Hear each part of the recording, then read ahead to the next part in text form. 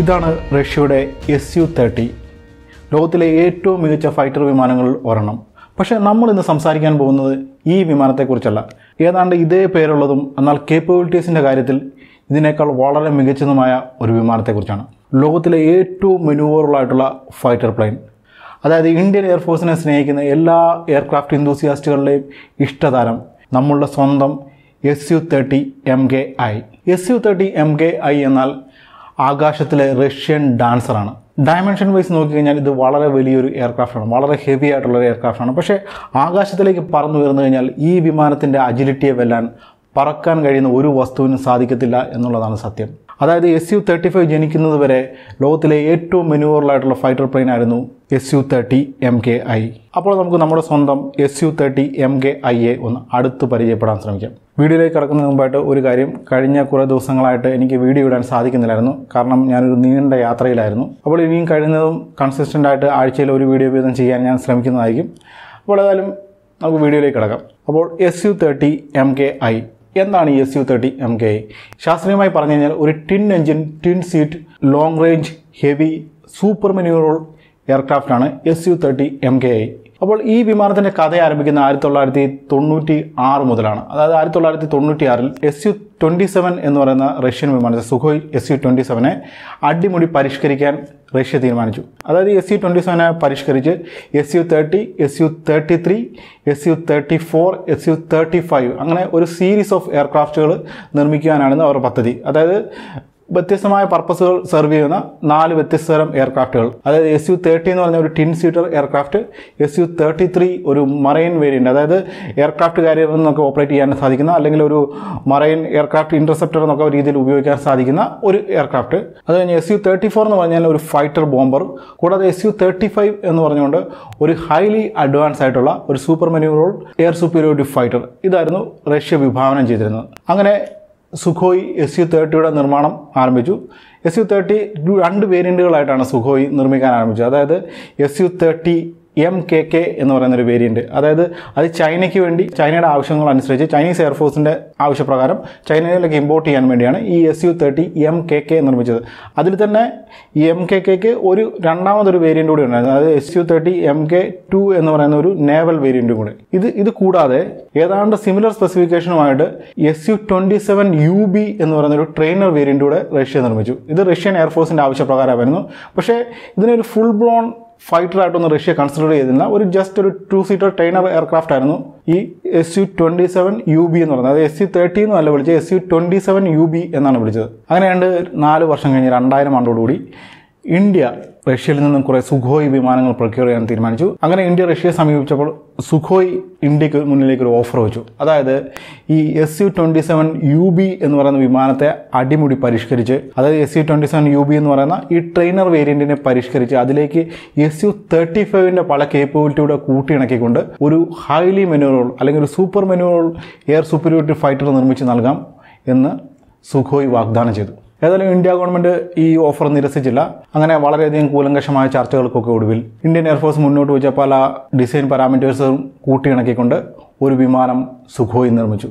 അതാണ് SU-30 MKI. അതായത് SU-27UB എന്ന് പറയുന്ന വിമാനത്തിൽ നിന്നും തികച്ചും വ്യത്യസ്തമായ ഒരു വിമാനമായിരുന്നു SU-30 MKI. അതായത് ഫ്രണ്ടൽ കനാഡുകൾ, ത്രസ്റ്റ് വെക്ടറൈസിംഗ് നോസിലുകൾ, കൂടാതെ വളരെ അഡ്വാൻസ് ആയിട്ടുള്ള ലോങ് റേഞ്ച് റഡാർ, ഇങ്ങനെ വളരെയധികം അഡ്വാൻസ് ആയിട്ടുള്ള ഫീച്ചറുകളുമായിട്ടാണ് SU-30 MKI ജന്മമെടുത്തത്. അപ്പോൾ ഏതായാലും ഈ SU-30 MKI ഇന്ത്യൻ എയർഫോഴ്സിനേക്കാളും ഇഷ്ടപ്പെട്ട മറ്റൊരു എയർഫോഴ്സ് ഉണ്ടായിരുന്നു ലോകത്ത്.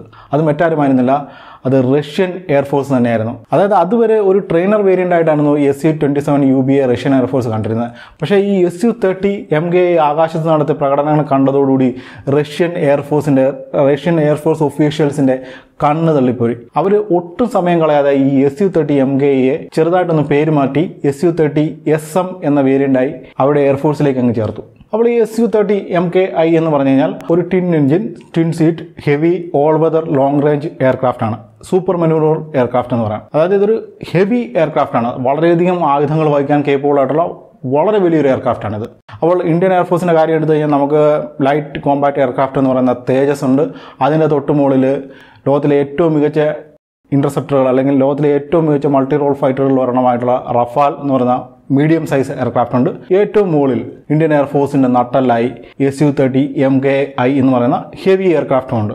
അപ്പോൾ പറഞ്ഞ നമ്മുടെ ഫൈറ്ററുകളുടെ നിര നോക്കിക്കഴിഞ്ഞാൽ ഏതാണ്ട് ഒരു സമ്പൂർണ്ണമായ ഒരു ഫൈറ്റർ റേഞ്ച് തന്നെ നമുക്കുണ്ട്. പക്ഷേ എണ്ണത്തിൻ്റെ കാര്യത്തിൽ ഒരു ചെറിയ പരിമിതികളുണ്ടെങ്കിലും ഏതാണ്ട് ഫൈറ്ററിൻ്റെ റേഞ്ച് ഏതാണ്ട് കംപ്ലീറ്റ് ആണെന്ന് തന്നെ പറയാൻ നമുക്ക് സാധിക്കും. അപ്പോൾ ഈ 3 എയർക്രാഫ്റ്റിൻ്റെ കൂട്ടത്തിൽ വേണമെങ്കിൽ നമുക്ക് MiG-29 കൂടെ വേണമെങ്കിൽ ഉൾപ്പെടുത്താം. അതിൻ്റെ താഴോട്ടുള്ള എയർക്രാഫ്റ്റുകൾ MiG-21 പോലുള്ള എയർക്രാഫ്റ്റുകളെല്ലാം കാലഹരണപ്പെട്ടു പോയതാണ്. അപ്പോൾ Su-30 MKI ലോകത്തിലെ മറ്റു വിമാനങ്ങളിൽ നിന്ന് വ്യത്യസ്തമാക്കുന്നത് എന്താണെന്ന് വെച്ചാൽ അതിൻ്റെ ആകാശത്തിലെ മെനൂവറബിലിറ്റിയാണ്. അതിന് വളരെ ചടുലമായ നീക്കങ്ങൾ നടത്താനുള്ള കഴിവാണ് ആ വിമാനത്തെ വ്യത്യസ്തമാക്കി മാറ്റുന്നത്. അതായത് ലോകത്ത് ഏതൊരു വിമാനത്തിനും ആകാശത്ത് ചെയ്യാൻ പറ്റുന്ന എല്ലാത്തരം അഭ്യാസ പ്രവർത്തനങ്ങളും എല്ലാത്തരം മെനൂവറിറ്റി മൂവും Su-30 MKIക്ക് ചെയ്യാൻ സാധിക്കും. പിന്നെ Su-30 MKIക്ക് മാത്രം ചെയ്യാൻ സാധിക്കുന്ന വളരെയധികം മെനൂവറിറ്റി മൂവ്സും ഉണ്ട്. അതിനൊന്നും പലതിനും പേരുകൾ പോലുമില്ല. അത്ര അജയിലായിട്ടുള്ളൊരു വിമാനമാണ് Su-30 MKI എന്ന് പറയുന്നത്. അതായത് ഈ Su-30 MKI അല്ലെങ്കിൽ ഒരു Su-30 SM എന്ന് പറയുന്ന വിമാനവും വളരെ കേപ്പബിൾ ആയിട്ടുള്ള പൈലറ്റും ഉണ്ടെങ്കിൽ ലോകത്തുള്ള ഏതൊരു വിമാനത്തെയും ഏതൊരു 5th ജനറേഷൻ എയർക്രാഫ്റ്റിനെയും പരാജയപ്പെടുത്താൻ സാധിക്കും. ഒരു തവണയല്ല, പലതവണ. അതായത് ഈ Su-30 MKIക്ക് അല്ലെങ്കിൽ Su-30 SM മുന്നിൽ ഒരു F-22 പോലും പിടിച്ചു നിൽക്കാൻ സാധിക്കത്തില്ലെന്ന് പല റഷ്യൻ പൈലറ്റുമാരും അഹങ്കാരത്തോടെ പറയുന്ന പല വീഡിയോകളും നമുക്ക് യൂട്യൂബിൽ കാണാൻ സാധിക്കും. അതായത് ആകാശത്ത് പറന്നു വരുന്ന നിൽക്കുന്ന ഒരു Su-30 MKIയെ പരാജയപ്പെടുത്താൻ കഴിയുന്ന ഒരു വിമാനം പോലും ലോകത്ത് ഇന്ന് നിലവിൽ നിന്നാണ് ഞാൻ വിശ്വസിക്കുന്നത്. ഒരുപക്ഷെ ഈ വിമാനത്തെ ഞാൻ അത്രയധികം ഇഷ്ടപ്പെടുന്നതുകൊണ്ടായിരിക്കും ഞാനങ്ങനെ പറഞ്ഞത്.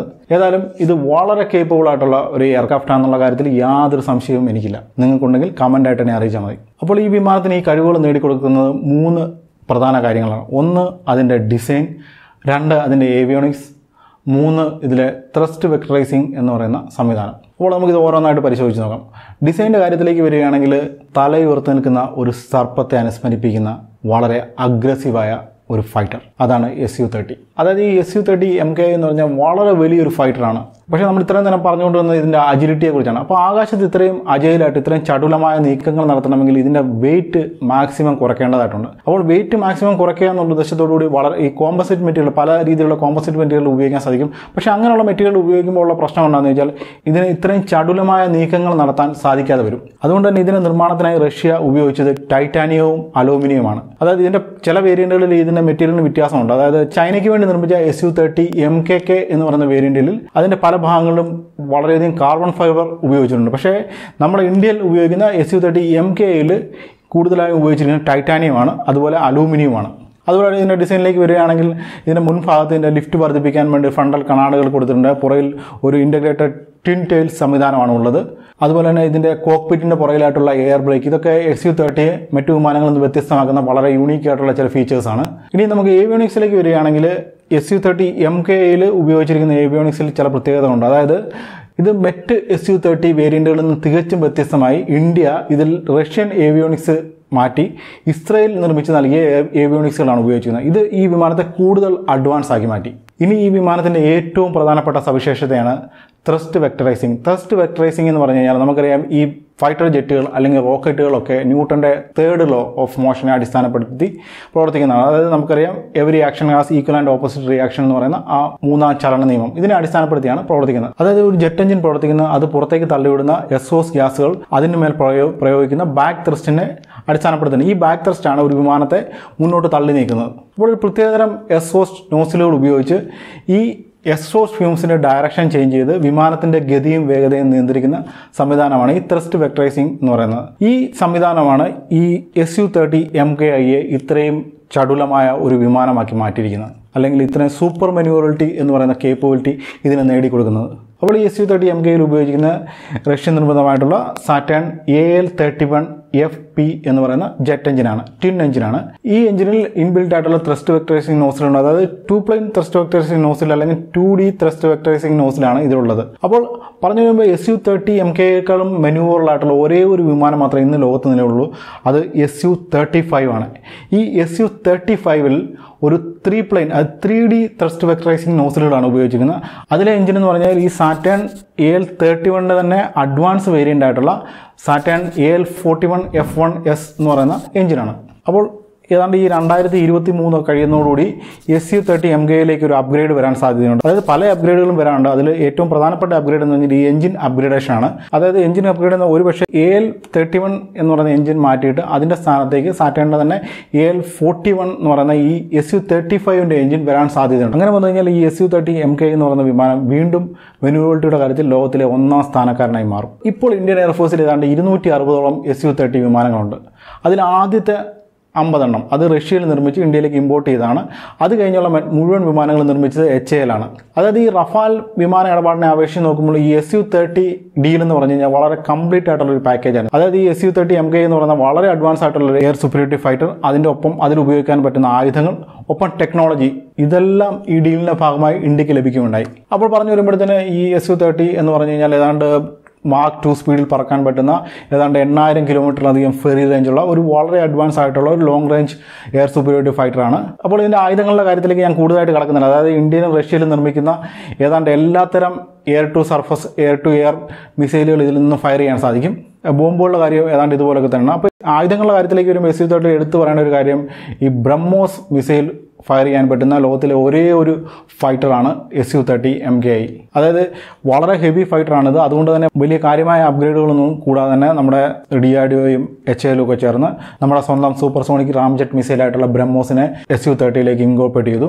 അതോടെ ഈ SU-30യുടെ പ്രഹരശേഷി 10 മടങ്ങ് വർദ്ധിച്ചതായി നമുക്ക് കണക്കാക്കാൻ സാധിക്കും. അപ്പോൾ നിങ്ങൾ കേട്ടിട്ടുണ്ടായിരിക്കാം ഈ ബാലാക്കോട്ട് ആക്രമണം നടന്നപ്പോഴത്തേന് നമ്മുടെ 2 SU-30MKI ആണ് ഇതിലേക്ക് ഡെസ്പാച്ച് ചെയ്തത്.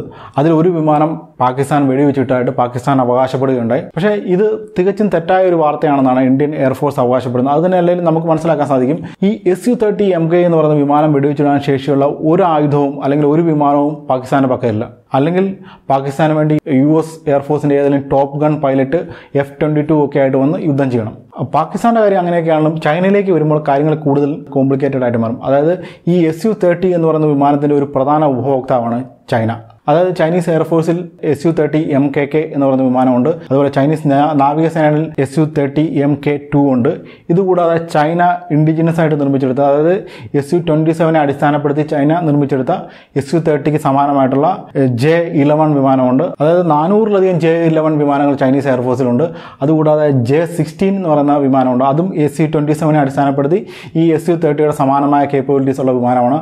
അങ്ങനെ ഒരു 200ലധികം J-16 വിമാനങ്ങൾ ചൈനീസ് എയർഫോഴ്സിലുണ്ട്. കൂടാതെ 30 SU-35കളുണ്ട്. അങ്ങനെ ഏതാണ്ട് ആകെ മൊത്തം 700ലധികം സുഖോയ് SU-30 സീരീസിൽ പെടുന്ന വിമാനങ്ങൾ ചൈനയുടെ പക്കലുണ്ട്. അപ്പോൾ നമുക്കറിയാം ചൈന എന്ന് പറയുന്നൊരു വളരെ വലിയ രാജ്യമാണ്. അവർക്ക് ലോകം മുഴുവൻ ശത്രുക്കളുണ്ട്. അപ്പോൾ അവർ ഈ എല്ലാ വിമാനം എടുത്തുകൊണ്ട് ഇന്ത്യക്കെതിരെ യുദ്ധം ചെയ്യാനുള്ള സാധ്യതയില്ല. അത് തന്നെയല്ല, ഈ സാഹചര്യത്തെ വിലയിരുത്തുന്ന പല ഡിഫൻസ് അനലിസ്റ്റുകളും പറയുന്നത് ചൈനയുടെ പക്കലുള്ള SU-30 എന്ന് പറയുന്ന വിമാനങ്ങൾ, അതായത് SU-35 അല്ലാത്തുള്ള SU-30 വിമാനങ്ങൾ, അതായത് SU-30MKK, SU-30MK2, J-11, J-16 ഈ വിമാനങ്ങളെല്ലാം ഇന്ത്യയുടെ SU-30MKIയേക്കാളും പ്രഹരശേഷി കുറഞ്ഞവയാണെന്നാണ്. അത് നമുക്കറിയാം SU-30MKയിൽ ഉപയോഗിക്കുന്ന ഇസ്രായേലിന്റെ ഏവിയോണിക്സ് ആണ്. അതുപോലെ തന്നെ ഇതിൽ ഉപയോഗിക്കുന്ന റഡാർ മറ്റുള്ള SU-30കളിൽ നിന്ന് തികച്ചും വ്യത്യസ്തമാണ്. എല്ലാത്തിനും ഉപരിയായി ഇതിൽ ഉപയോഗിച്ചിരിക്കുന്ന എഞ്ചിൻ, അതായത് AL-31FP എന്ന് പറയുന്ന എഞ്ചിൻ, അതായത് 2 പ്ലെയിൻ ത്രസ്റ്റ് വെക്ടറൈസിംഗ് സംവിധാനമുള്ള ഈ എഞ്ചിൻ ഇത് ചൈനയുടെ പക്കലില്ല. അതായത് ചൈനീസ് സുഖോയികൾ ഉപയോഗിക്കുന്നത് AL-31F എന്ന് പറയുന്ന ത്രസ്റ്റ് വെക്ടറൈസിംഗ് സംവിധാനം ഇല്ലാത്ത എഞ്ചിനാണ്. കൂടാതെ ഈ അടുത്ത കാലത്ത് ചൈന ഇൻഡിജിനസ് ആയി നിർമ്മിച്ച WS-10 എന്ന് പറയുന്ന ജെറ്റ് എഞ്ചിൻ ഉപയോഗിച്ച് അവരുടെ വിമാനങ്ങളിലെ എഞ്ചിൻ അപ്ഗ്രേഡ് ചെയ്യുകയുണ്ടായി. അപ്പോൾ ഈ WS-10 എന്ന് പറയുന്ന എഞ്ചിനിലേക്ക് ത്രസ്റ്റ് വെക്ടറൈസിംഗ് സംവിധാനം ഇൻകോർപ്പറേറ്റ് ചെയ്യാൻ ചൈനയ്ക്ക് ഇതുവരെ സാധിച്ചിട്ടില്ല. അതുകൊണ്ട് തന്നെ മൊത്തത്തിൽ കാര്യങ്ങൾ അനലൈസ് ചെയ്യുമ്പോൾ മനസ്സിലാകും നമ്മുടെ MKI SU-30MK എന്ന് പറയുന്ന വിമാനം ചൈനീസ് സുഖോയികളെക്കാളും വളരെയധികം അഡ്വാൻസ് ആണ്. അപ്പോൾ കാര്യങ്ങൾ അങ്ങനെയൊക്കെ ആണെങ്കിലും എണ്ണത്തിന്റെ കാര്യത്തിലേക്ക് വരുമ്പോഴത്തേക്കിന് ചൈന വളരെയധികം മുന്നിലാണ്. ഏതാണ്ട് 700ലധികം എയർക്രാഫ്റ്റുകളാണ് ചൈനയുടെ പക്കൽ ഈ SU-30 വിഭാഗത്തിൽ തന്നെ ഉള്ളത്. പക്ഷെ നമുക്കറിയാം ചൈനയ്ക്ക് ലോകം മുഴുവൻ ശത്രുക്കളുണ്ട്. അതുകൊണ്ട് തന്നെ അവിടെയുള്ള ഡിഫൻസ് സ്ട്രാറ്റജി ഒക്കെ വളരെ വ്യത്യസ്തമാണ്. അപ്പോൾ ചൈനയും ഇന്ത്യയും തമ്മിലൊരു യുദ്ധം ഉണ്ടായാൽ എന്ത് സംഭവിക്കും നമ്മൾ കഴിഞ്ഞൊരു വീഡിയോയിൽ വിലയിരുത്തിയതാണ്. ആ വീഡിയോയുടെ ലിങ്കും കൂടെ ഞാൻ ഐ ബട്ടണിലും ഡിസ്ക്രിപ്ഷനിലും കൊടുത്തേക്കാം. അതുകൂടി ഒന്ന് കാണുന്നത് നന്നായിരിക്കും. അപ്പോൾ കാര്യങ്ങൾ എന്ത് തന്നെയായിരുന്നാലും പറഞ്ഞു വരുമ്പോൾ ഇന്ത്യൻ എയർഫോഴ്സിലെ ഏറ്റവും ശക്തമായ കഥാപാത്രമാണ് ഈ SU-30MKI എന്ന് പറയുന്ന വിമാനം. അപ്പോൾ 2023 ഈ SU-30MKയിലേക്ക് വളരെയധികം അപ്ഗ്രേഡുകൾ വരാൻ സാധ്യതയുണ്ട്. കൂടാതെ ഈ വിഭാഗത്തിൽപ്പെടുന്ന ഈ SU-30MK വിഭാഗത്തിൽപ്പെടുന്ന കൂടുതൽ വിമാനങ്ങൾ ഇന്ത്യൻ എയർഫോഴ്സിന്റെ ഭാഗമാകും. അപ്പോൾ SU-30MKയെ കുറിച്ച് പറയാൻ ഒരുപാട് കാര്യങ്ങൾ ഇനിയും ബാക്കിയുണ്ട്. അപ്പോൾ ഏതായാലും ഈ വീഡിയോ തൽക്കാലം ഞാൻ ഇവിടെ അവസാനിപ്പിക്കുകയാണ്. അപ്പോൾ വീഡിയോ എല്ലാവർക്കും ഇഷ്ടപ്പെട്ടായിട്ട് വരുന്നത് അതുകൊണ്ട് തന്നെ വീഡിയോ ലൈക്ക് ചെയ്യണം, ഷെയർ ചെയ്യണം. ചാനൽ ഇതുവരെ സബ്സ്ക്രൈബ് ചെയ്യരുത്, എല്ലാവരും തന്നെ ചാനൽ സബ്സ്ക്രൈബ് ചെയ്യണം. അപ്പോൾ ഇതിലും വ്യത്യസ്തമായ ഇതിലും ഇൻഫോർമേറ്റീവായ മറ്റൊരു വീഡിയോയുമായി വീണ്ടും കാണാം. അതുവരെ ബൈ.